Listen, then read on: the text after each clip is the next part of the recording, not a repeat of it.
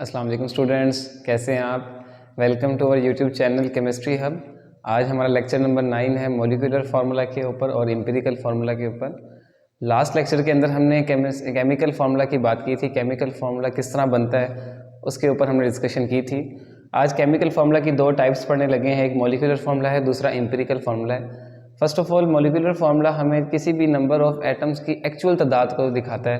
किसी भी मॉलिक्यूल के अंदर जो एक्चुअल नंबर ऑफ एटम्स होते हैं उसे शो करता है मॉलिक्यूलर फार्मूला, जबकि जो हमारे पास एम्पिरिकल फार्मूला है ये शो करता है simplest whole number ratio of atom present in a compound. किसी भी कंपाउंड के अंदर सादा तरीन शक्ल जो है हमारे पास एटम्स की वो शो करेगा एम्पिरिकल फार्मूला। फॉर एग्जांपल, अगर हमारे पास एक कंपाउंड है C6H12O6, ग्लूकोज है हमारे पास। इस ग्लूकोज के अंदर 6 कार्बन है, 12 हाइड्रोजन है और 6 ऑक्सीजन है। ये हमारे पास केमिकल फार्मूला की जो टाइप है ये मॉलिक्यूलर फार्मूला है। इसके अंदर जो एक्चुअल नंबर ऑफ एटम्स जो है वो कार्बन के 6 हैं, हाइड्रोजन के 12 और ऑक्सीजन के 6 हैं। तो ये हमारे पास जो एक्चुअल नंबर ऑफ हकीकी तादाद जो दिखा रहा है एटम्स की वो हमारे पास मॉलिक्यूलर फार्मूला है। अब इसकी हम रेशो निकालते हैं एटम्स की।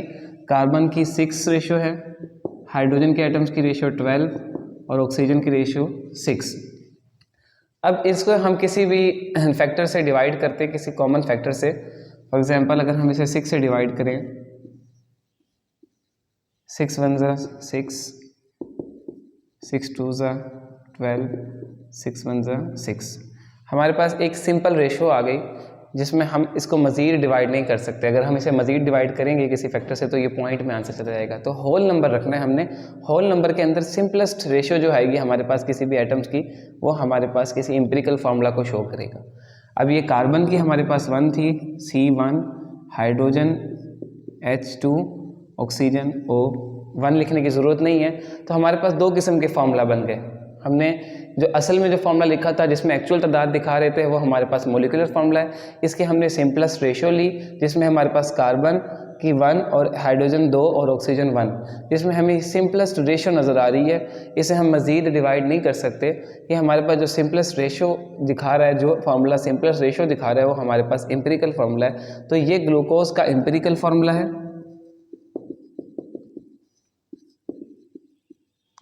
जो सिंपलेस्ट रेशियो दिखा रहा है एटम्स की और जो एक्चुअल तादाद दिखा रहा है एटम्स की वो हमारे पास है मॉलिक्यूलर फार्मूला।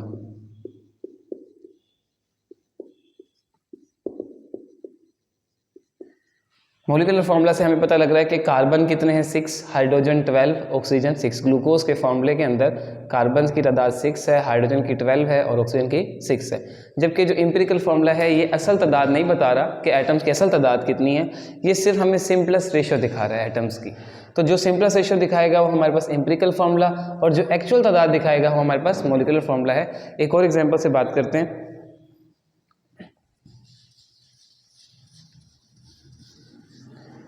नेक्स्ट एग्जाम्पल हमारे पास है बेंजीन की।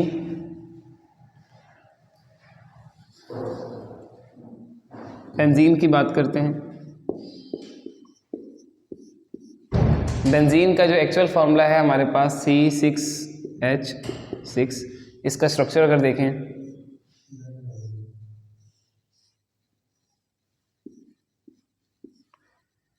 इसमें हमारे पास 6 कार्बन है और 6 हाइड्रोजन है। इसे ओपन करके बना लेते हैं।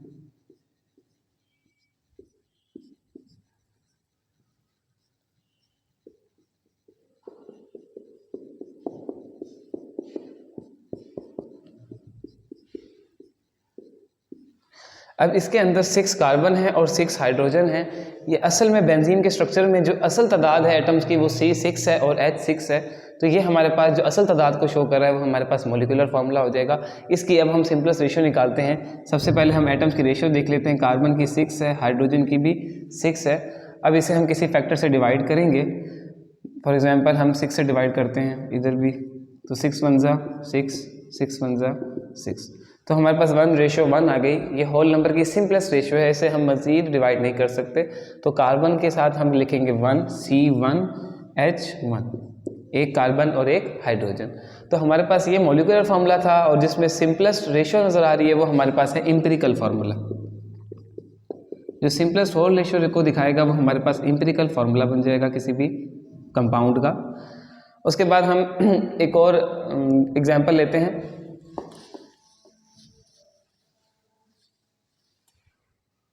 आसान हो जाए, रोक दो। नेक्स्ट एग्जांपल से स्टार्ट करते हैं। हमारे पास हाइड्रोजन पर ऑक्साइड की एग्जांपल है H2O2 हाइड्रोजन पर ऑक्साइड। अब इसमें हाइड्रोजन और ऑक्सीजन की एक्चुअल तादाद हाइड्रोजन की 2 है और ऑक्सीजन की भी 2 है। ये हमें एक्चुअल तादाद जो फार्मूला दिखा रहा है ये हमारे पास है मोलिकुलर फार्मूला। अब इसकी हम सिंपलेस्ट रेशियो निकालेंगे। फर्स्ट ऑफ ऑल हाइड्रोजन की 2 रेशियो है और ऑक्सीजन की रेशियो भी 2 है। अब इसे हम किसी फैक्टर से कॉमन फैक्टर से डिवाइड करेंगे, दोनों साइड पर कॉमन फैक्टर से डिवाइड करेंगे। यहाँ पर 2 से डिवाइड करते हैं, रेशियो आ जाएगी 1:1। अब हाइड्रोजन की हमारे पास 1 है H और ऑक्सीजन की भी 1, तो ये हमारे पास जो बना है ये एक एम्पिरिकल फार्मूला है हाइड्रोजन पर ऑक्साइड का। हाइड्रोजन पर ऑक्साइड का मॉलिक्यूलर फार्मूला ये है और ये हमारे पास है एम्पिरिकल फार्मूला। जो हमें सिंपलेस्ट रेशियो दिखा रहा है वो हमारे पास है एम्पिरिकल फार्मूला। एम्पिरिकल फार्मूला का इस्तेमाल ये होता है, एम्पिरिकल फार्मूला ये बताता है कि कौन कौन से एटम्स हैं। बेसिकली जो है वो शॉर्ट फॉर्म में ये कह सकते हैं कि कितने कितने एटम मौजूद हैं, वो हमें बताएगा मॉलिक्यूलर फार्मूला कि एटम की तादाद कितनी है। कौन कौन से एटम मौजूद हैं ये हमें बताएगा एम्पिरिकल फार्मूला। कुछ ऐसे कंपाउंड्स भी हैं जिनका एम्पिरिकल फार्मूला और मॉलिक्यूलर फार्मूला सेम होता है क्योंकि वो पहले से ही सिंपलेस्ट फॉर्म में सिंपलेस्ट होल नंबर रेशियो में मौजूद होते हैं। जैसे कि हमारे पास एक कॉमन कंपाउंड है H2O वाटर। अब इसकी हमारे पास रेशियो आएगी 2:1। सबसे पहले ये इसका मॉलिक्यूलर फार्मूला भी यही है H2O और इसके अंदर रेशियो जो आ रही है वो भी सिंपलेस्ट आ रही है, तो यही इसका एम्पिरिकल फार्मूला बन जाएगा। कुछ ऐसे कंपाउंड हैं जिनका मॉलिक्यूलर फार्मूला और एम्पिरिकल फार्मूला सेम ही रहेगा, उसमें कोई भी चेंज नहीं आएगा। For example C12 H22O11 sucrose का फार्मूला हमारे पास है। अगर इसकी हम रेशियो बनाएं तो 12:22:11। कोई भी हमारे पास ऐसा कॉमन फैक्टर नहीं है जो इन तीनों को डिवाइड करे, क्योंकि 11 हमारे पास एक ऑड नंबर है और 12 ये इवन नंबर है। कोई ऐसा नंबर नहीं है जो ऑड और इवन दोनों को ही डिवाइड कर देगा। तो इसकी पहले ही सिंपलेस्ट रेशियो है, यही इसका मॉलिक्यूलर फार्मूला, यही इसका एम्पिरिकल फार्मूला हो जाएगा। एम्पिरिकल फार्मूला बेसिकली हमारे पास आयनिक कंपाउंड्स को भी रिप्रेजेंट करता है। आयनिक कंपाउंड के अंदर एम्पिरिकल फार्मूला मॉलिक्यूलर फार्मूला नहीं होता, मॉलिक्यूलर फार्मूला और एम्पिरिकल फार्मूला सेम ही होता है। फॉर एग्जांपल NaCl की एग्जांपल है सोडियम क्लोराइड NaCl। इसके अंदर आयंस की सिंपलेस्ट रेशियो पहले से मौजूद है, इसमें रेशियो है 1:1। इसको आप मज़ीद डिवाइड नहीं कर सकते, तो इसका एम्पिरिकल फार्मूला ही होता है, मॉलिक्यूलर फार्मूला हम नहीं कंसीडर करेंगे क्योंकि सेम ही है, क्योंकि इसका आप मज़ीद डिवाइड नहीं इसको आप कर सकते। इसी तरीके से KBr है पोटेशियम ब्रोमाइड, ये भी एक आयनिक कंपाउंड है। इसके अंदर भी सिंपलेस्ट रेशियो मौजूद है पहले से ही ऑलरेडी। MgCl2 मैग्नीशियम क्लोराइड, इसकी रेशियो 1:2 ऑलरेडी सिंपलेस्ट फॉर्म में है, इसे आप मज़ीद डिवाइड नहीं कर सकते। नेक्स्ट हम देखते हैं रिलेशनशिप क्या है मॉलिक्यूलर फार्मूला और एम्पिरिकल फार्मूला, कैसे मॉलिक्यूलर फार्मूला से एम्पिरिकल फार्मूला बना सकते हैं या एम्पिरिकल फार्मूला से मॉलिक्यूलर फार्मूला बना सकते हैं।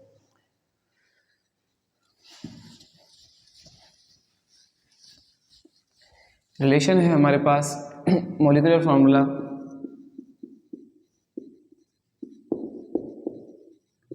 Is equal to empirical formula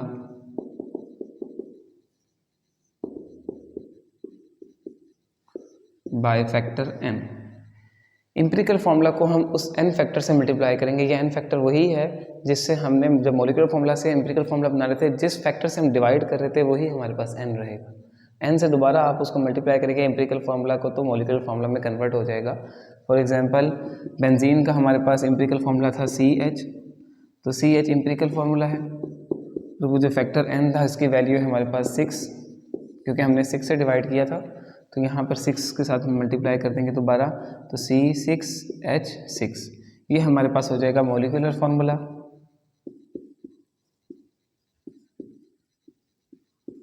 ये दोबारा हमारे पास क्या बन गया, मॉलिक्यूलर फार्मूला बन गया बेंजीन का। एम्पिरिकल फार्मूला पता होना चाहिए और n फैक्टर हमें पता होना चाहिए। अगर n फैक्टर पता है, एम्पिरिकल फार्मूला पता है, तो आप उससे मॉलिक्यूलर फार्मूला बना सकते हैं। और अगर मॉलिक्यूलर फार्मूला से एम्पिरिकल फार्मूला बनाना है तो ये n वहाँ जाके डिवाइड हो जाएगा, ऐसे बन जाएगा हमारे पास मॉलिक्यूलर फार्मूला को हम n, जैसे एग्जांपल है हमारे पास बेंजीन की C6H6, रेशियो है 6:6, n की वैल्यू हमारे पास क्या रखी हुई है 6, तो हम दोबारा इसको 6 से डिवाइड कर देंगे तो हमारे पास एम्पिरिकल फार्मूला बन जाएगा। एक और एग्जांपल ले लेते हैं। ग्लूकोज की एग्जांपल है। ग्लूकोज का अभी हमने बनाया था empirical formula CH2O। Empirical formula की जगह पे पुट हो जाएगा CH2O। n की वैल्यू है 6। n की वैल्यू लाजमी नहीं है 6 ही रहेगी, ये चेंज भी हो सकती है कोई होल नंबर ही होगा ये। इसे हम मल्टीप्लाई करेंगे, ये बन जाएगा C6, 6 2 12, H12O6। तो ये हमारे पास बन गया मॉलिक्यूलर फार्मूला जो एक्चुअल तादाद को शो कर रहा है। एम्पिरिकल फार्मूला था जो सिर्फ और सिर्फ हमें बता रहा था कि कौन कौन से एटम मौजूद हैं, नेम ऑफ द एटम्स, और उनकी सिंपलेस्ट रेशियो बता रहा था, सादा तरीन शक्ल दिखा रहा था किसी भी फार्मूले की, कि दोनों ही टाइप्स हैं केमिकल फार्मूला की, एम्पिरिकल फार्मूला भी और मॉलिक्यूलर फार्मूला भी, तो दोनों का ही इस्तेमाल होता है। ये हमारे पास एम्पिरिकल फार्मूला है जो सिंपलेस्ट रेशियो दिखा रहा है, और जो एक्चुअल तादाद दिखा रहा है कि किसी कंपाउंड के अंदर एक्चुअली कितने एटम मौजूद हैं, वो उसे हम कहेंगे molecular formula. Thank you for watching. Allah हाफिज़।